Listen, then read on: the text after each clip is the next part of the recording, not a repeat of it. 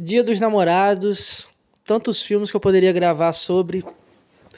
PS Eu Te Amo, 500 Dias com Ela, Um Amor pra Recordar, Diário de uma Paixão. Meu Deus, tem muito filme de romance. Não um romance água com açúcar, mas um romance que as pessoas costumam venerar, né? Eu escolhi um filme diferente. Vidas Passadas. Quando eu assisti esse filme pela primeira vez, nem o trailer eu tinha assistido. Não vi trailer, não li sinopse. Eu só vi que o filme seria produzido, né, disponibilizado pela A24, então eu assisti, né? Não sou de assistir filme coreano, mas esse me chamou a atenção por, né, ser um filme dessa produtora, né, que costuma ser a queridinha dos cinéfilos.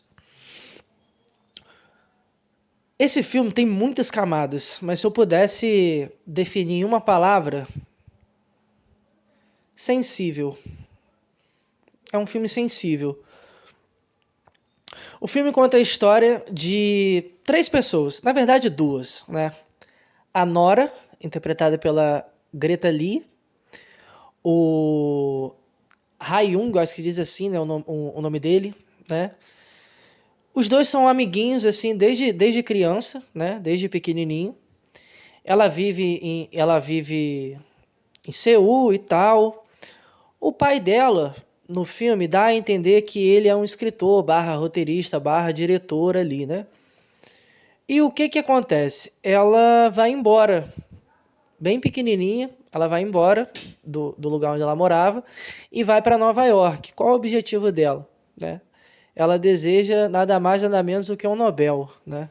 Nenhum escritor da Coreia, esse filme eu acredito que foi lançado antes, pelo menos o roteiro, né? Foi escrito antes do Nobel de Literatura ter ido para a autora de A Vegetariana, né? A Han Kang, se não me engano. Então a Coreia já recebeu um Nobel, né? Enfim. Então ela vai embora, né? Começa a falar outra língua, o nome dela também meio que muda, né? Ela começa a ser chamada de Nora. E ela tem esse objetivo, né? Pô, ela escreve. Pô, isso me chamou muita atenção. Por quê? É um romance onde os dois não ficam juntos e nem se beijam. Vou repetir. É um romance. É um romance onde os dois não ficam juntos e nem se beijam. Apesar do espectador torcer para isso. E é algo que eu gostaria de também comentar nesse vídeo, né? Então, beleza. Ela tem esse desejo, né, de escrever. Ela escreve peças, né? O filme passa 12 anos e ela escreve peças, né? Tá em Nova York, morando ali e tal, sozinha, porra, falando outra língua. E o que que acontece? Um dia no Facebook, o amigo dela de infância manda uma mensagem no post de um filme do pai dela, falando, ó, sou um amigo de infância da Nayeon, né? Ele chama o nome pelo nome dela coreano, né? Da Nayeon e tal. Vê se ela lembra de mim. Aí ela entra no Facebook, vê o perfil do cara e realmente é o amiguinho dela, quando ela era criança. E os dois começam a conversar.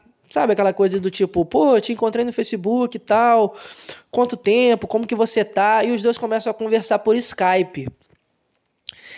É uma das partes mais legais do filme, porque são conversas simples, só que tem sutilezas ali, sabe? Tem um momento que, por conta do fuso horário, né? Ela não jantou ainda. Então, em Nova York, é meia-noite, ela não jantou ainda. Ela tá falando com o cara lá, né? Ou quando ela acorda cedo para falar com ele, porque é o único horário que ela tem. Então, tipo assim, por exemplo, ela vai pro trabalho dela e ela entra às 10. Mas se ela acordar às 7, ela pode falar com ele antes dele ir pra faculdade, entendeu?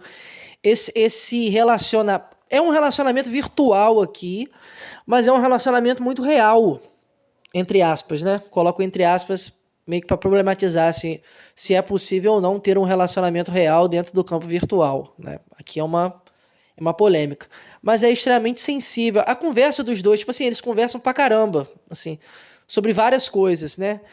E tem uma questão da língua também, né? Quando ela tá junto com ele, ao mesmo tempo que ela não se sente tão coreana, porque ele é coreano demais, ela se sente mais coreana quando está com ele. Então, isso também me chamou a atenção no filme, porque soa metaforicamente como se a Neon tivesse ficado na Coreia e a Nora está em Nova York, sabe? É como se o rapaz estivesse ainda apaixonado por aquela garotinha. Só que aquela garotinha não existe mais. Quem existe agora é a Nora. Preste atenção nesse ponto, que lá na frente no filme, a diretora é genial em abordar certos pontos, né? Ela escreveu e dirigiu o filme, pra você ter ideia. Tô falando só da história enquanto isso, né? Beleza, os dois estão conversando ali e tal. E chega um momento que a Nora diz o seguinte: olha, o meu objetivo de vir para cá, para um outro país, né, uma outra cidade, né, enfim, é escrever as minhas peças. É ganhar o Nobel. Ela nem tem mais esse objetivo de ganhar o Nobel. Ela quer ganhar o Pulitzer, eu acho que diz assim, né? Não sei muito bem a pronúncia, mas é um prêmio de literatura também. Tipo, o Hemingway já ganhou, enfim. Vários escritores conhecidos já receberam esse prêmio, né? Tipo, é como se fosse um Oscar da literatura. Porque o Nobel, ele não está premiando o escritor somente por um livro, né? É um erro que as pessoas costumam cometer, né? Porra, como assim falando de tal com esse livro tão simples, ou um livro, sei lá, sobre ventiladores ganhou um Nobel? Não, cara. O Nobel analisa também a obra do autor, né? Enfim. Ela diz isso, ó, meu objetivo aqui é ganhar esse prêmio, né? Eu vim aqui para escrever, para trabalhar, e eu não posso, entre aspas, perder tempo com um romance com alguém que mora do outro lado do mundo, largar a minha vida aqui pra ir morar com a pessoa, com um cara, né? Pra se relacionar com um cara. Então, assim, essa parte do filme eu acho interessante porque, ao mesmo tempo que o filme caminha num romantismo que a maioria das pessoas gostam, é um filme muito pé no chão, assim. É um filme muito pé no chão. Tipo, quando você assiste um filme de romance, é, você é levado a torcer por uma espécie de um amor extremamente idealizado, né? Eu acho que precisamos de filmes de romance bobinhos, água com açúcar, melosinhos da Netflix para assistir num dia de chuva, comendo um prato enorme de brigadeiro, para acreditar no amor, né? Então assim, o amor também precisa disso, né? Porra, eu preciso ver um filme água com açúcar assim de romance para continuar amando o amor, né? Idealizando esse amor. Esse filme não, ele é muito pé no chão. A protagonista é muito pé no chão. Ela é uma escritora, escreve peças e tal, mas ela tem um objetivo, ó, é o meu trabalho e tal, eu não vou largar tudo que eu construí até agora, ou o que eu desejo, digamos assim, por um amor. Porra, eu achei isso genial, porque quebra essa ideia de romantismo que as pessoas costumam ter. Por exemplo, eu até brinco, né? A Ariel, Princesa Ariel, né? A sereiazinha e tal, abriu mão de uma porra de um reino por causa de um cara. Ah, mas era o amor. Pss, pss. Ela abriu mão de um reino pra ficar com o cara. Então, assim, nesse sentido racional, a personagem ela é muito pé no chão. A Nora ela é muito pé no chão. E chega um determinado momento do filme que ela chega pra ele e diz o seguinte: olha, a gente tá conversando muito. Como se ela estivesse dizendo o seguinte: olha, isso tá me tirando do foco, né, do meu objetivo. A gente vai precisar parar de falar por um tempo. Então ela pede uma pausa ali, ó, a gente tá falando demais, tá se envolvendo demais, era para eu estar focando no meu trabalho, né, de escritora, e eu fico pesquisando passagem para Seul, isso não tá certo, vamos parar por aqui. Beleza, essa parte do filme, eles são novinhos, assim, tipo, sei lá, deve estar na faixa ali dos 20 anos, 21, 22 anos, né? Ele tá na faculdade de engenharia, também achei isso legal, assim, ela é uma pessoa é uma escritora, porra, trabalha com escrita, com criação, e ele estuda engenharia, né? Uma parada muito mais concreta.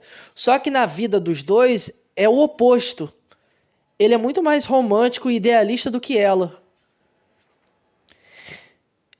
Soa como se o amor dele fosse um amor muito romântico e idealista, e o amor dela fosse um amor realista.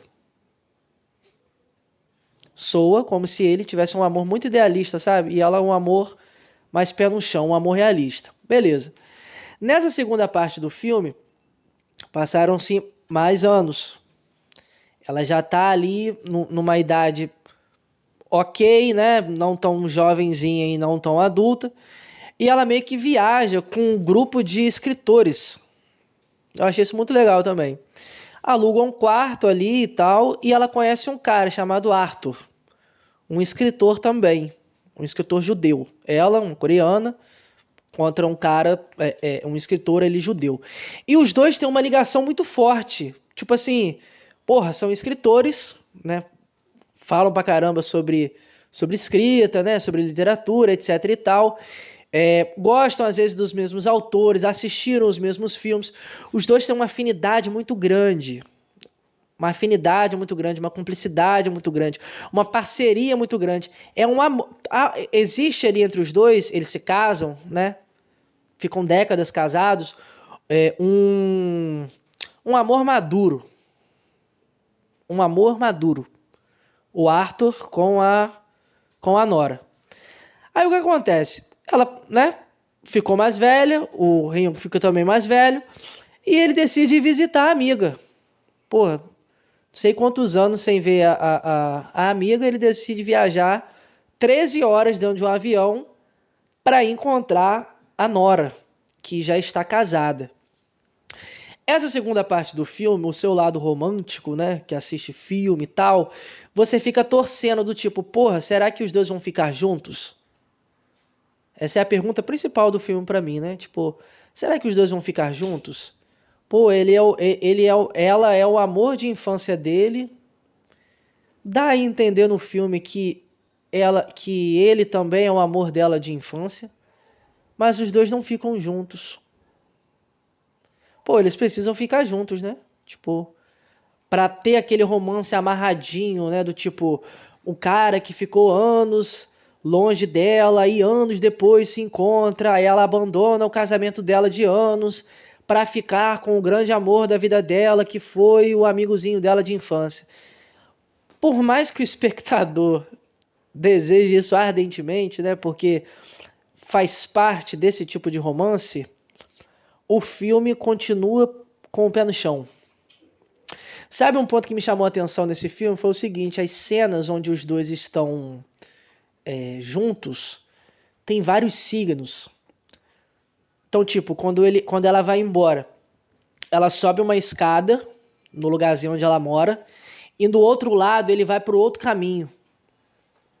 Olha só como que a cena aqui tipo, é muito metafórica, né? Ela indo para um lado, ele indo para o outro. Quando os dois se encontram dentro de um metrô, a câmera foca, assim, tipo na janelinha do metrô, com aquela barra entre os dois, tipo, ele de um lado e ela do outro.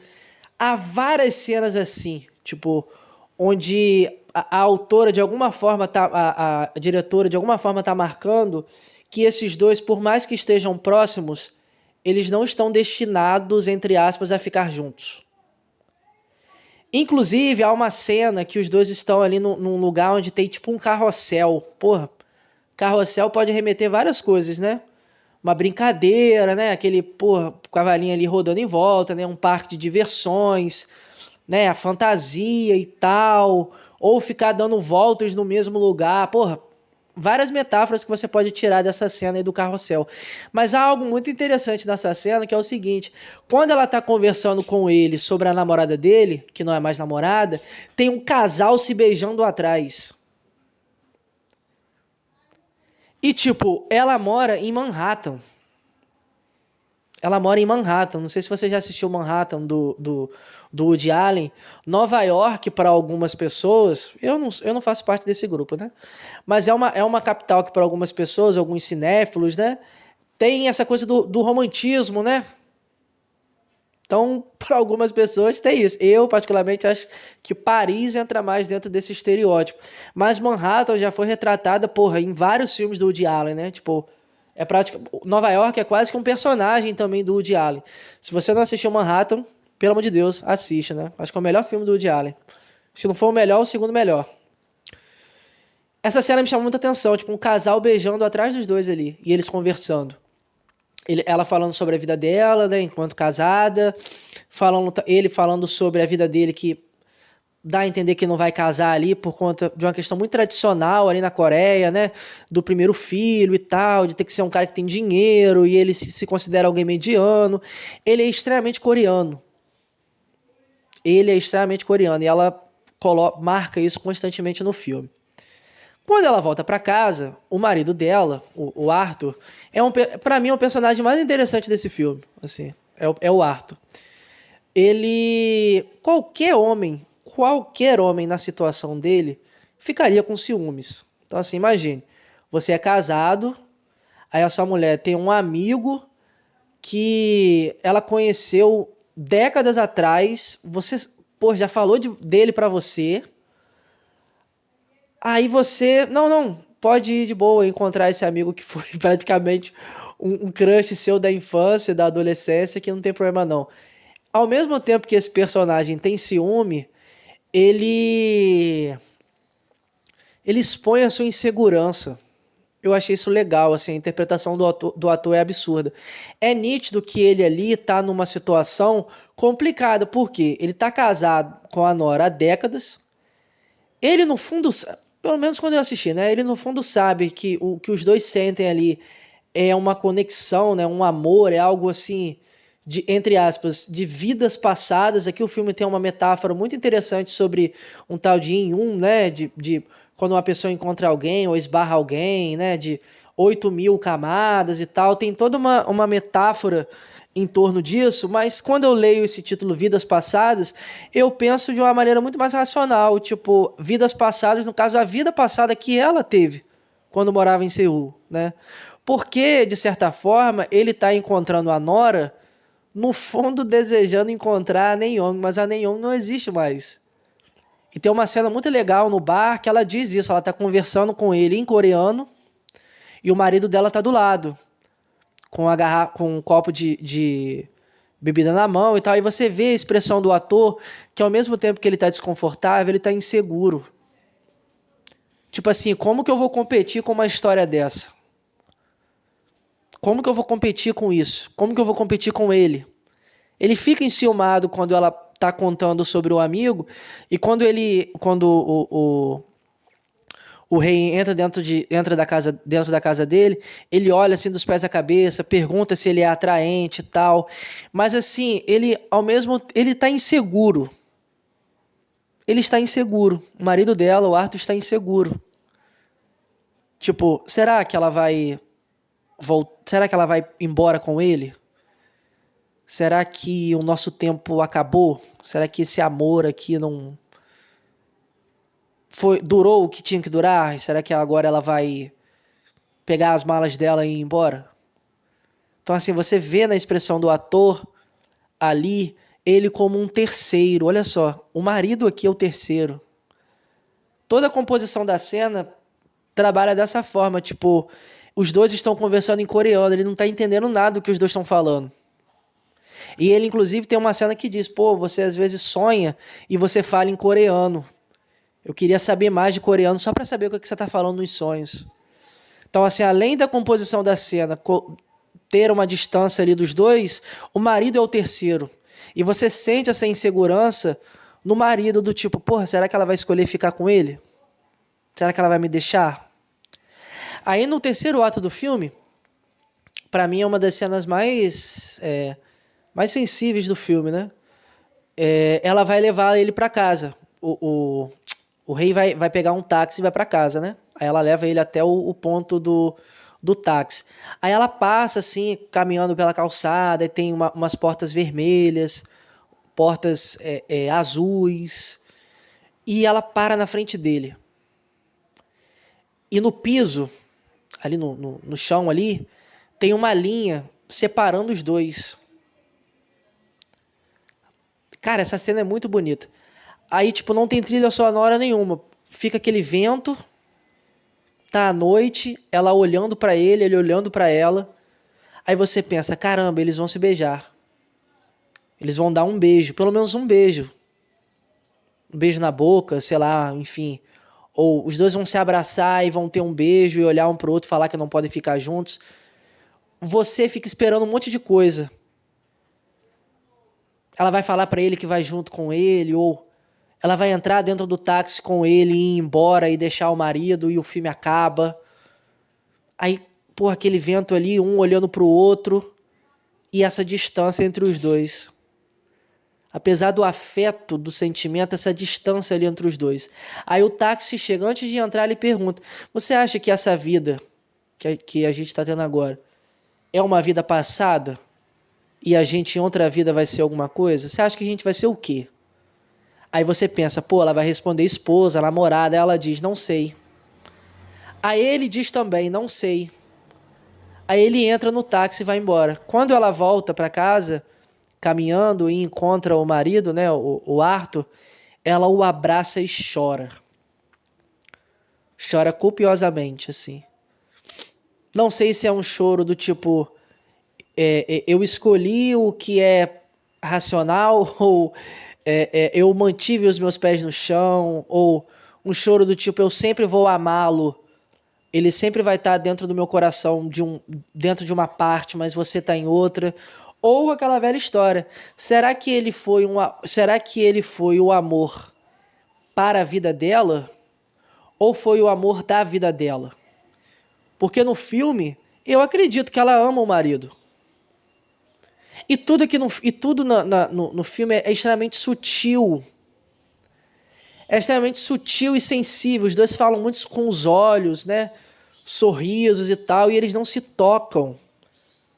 Não há aquela coisa tipo das pontes de Madison, sabe? Aquela tensão sexual, ou aquela coisa da traição, ou do tipo, fico com um ou fico com o outro, ou um triângulo amoroso. Não. O filme é muito mais profundo do que isso, muito mais sensível do que isso, porque está falando de amor. E a decisão que a personagem toma, mesmo ela chorando muito quando abraça o marido, é uma decisão, na minha concepção, madura. Ela não abandonou algo sólido e maduro, que é a relação que ela tem, o casamento que ela tem, por um amor de infância. Aí você ouvindo essa frase, pensa assim, nossa, Daniel, mas é um pensamento muito pessimista, cadê seu romantismo e tal? É exatamente isso que o filme me provocou, do tipo, é um amor pé no chão. Ela não abandonou a carreira dela, o casamento dela, por um amor de infância. Aquela Neon não existe. Será que ele amaria de fato a Nora? Se relacionasse com a Nora? Será que se ele não se afastasse naqueles 12 anos atrás e tivesse ido para Nova York, os dois ficariam juntos e ela não conheceria o Arthur? Não dá para saber, mas os dois têm uma consciência muito clara da realidade. E eu achei isso genial no filme. Tipo, porque duas pessoas, quando estão apaixonadas, elas costumam ignorar todos os sinais e apontamentos que a realidade está jogando na cara, entendeu? Uma pessoa apaixonada, ela vai largar tudo para ficar com a outra. Aqui não. A protagonista não faz isso. Ela escreve peças de teatro. Ela é uma escritora. Trabalha com criação, com fantasia, com palavra, com uma trama, com um drama, com um romance. Mas ela tem o pé no chão. Ela tem um pé no chão. É um amor, é um filme de amor, é um filme sobre amor, mas um amor com os pés no chão. Aí fica a dúvida, né? Poxa, será que o Arthur era o amor para a vida dela? E não o amor da vida dela? Porque isso existe, né? Tem pessoas que você ama, sempre vai amar, que é o amor da sua vida, mas você não vai ficar junto com ela, por diversos fatores. por inúmeras circunstâncias da vida, seja distância, enfim, personalidade. Tem amores que, por mais que você ame a pessoa, você nunca vai ficar junto com ela. E tem amores que você vai ficar junto com a pessoa. Então, às vezes, você tem um amor que é o amor da sua vida, mas não é o amor para a sua vida. E, às vezes, o amor para a sua vida pode ser um amor diferente do amor da sua vida. Tomando aqui uma noção de amor monogâmica, né? Que é a noção de amor que eu estudo em psicanálise e acredito, né? Essa ideia de amor livre eu acho bem complicada de pensar dentro desse contexto do filme em específico, né? É um filme muito sensível, assim. Muito sensível. Pouquíssimos filmes conseguiram, pelo menos, causar isso em mim, né? Do tipo, ser extremamente sensível e realista ao mesmo tempo. O texto do filme é muito bom, assim, a escolha dos personagens, as interpretações, os planos sequência, sabe? A edição do filme, a composição das cenas, como eu acabei de falar, né? Tipo do parque ali, com o carrossel no fundo, o casal beijando atrás deles, eles dentro do metrô e essa divisão ali na janelinha. Quando eles entram dentro do apartamento e a câmera foca ali na porta e tá os três, tipo, e o cara não consegue passar, os três não conseguem passar pelo vãozinho, pelo espaço da porta, tipo, é uma porta que só dá para passar duas pessoas. Olha só, pelo menos eu quando eu assisti, né? Eu achei isso, na minha interpretação, eu achei isso genial. Tipo, a diretora, há um subtexto nesse filme, em cenas. Porra, a pessoa, o diretor, enfim, tem que ser muito genial para fazer isso, porque ela tá marcando o tempo todo essa distância entre os dois, seja uma distância geográfica, seja uma distância ali que os dois estão conversando por Skype, seja uma distância física. No filme há uma distância física, os dois não ficam, os dois não se beijam, os dois não têm nenhuma noite de amor juntos, nada disso. E ao mesmo tempo esse filme está apontando o tempo todo uma proximidade e uma intimidade e cumplicidade na relação, uma relação madura e real que ela tem com o marido. A gente briga, a gente discute e tal. Nada nesse filme... Olha só que interessante. Esse filme, ele não romantiza o amor. Esse filme pode ter uma veia trágica, porque os dois acabam... Trágica, entre aspas, né? Porque os dois não ficam juntos? Pode. Mas é um amor realista. Eu gosto de filmes assim.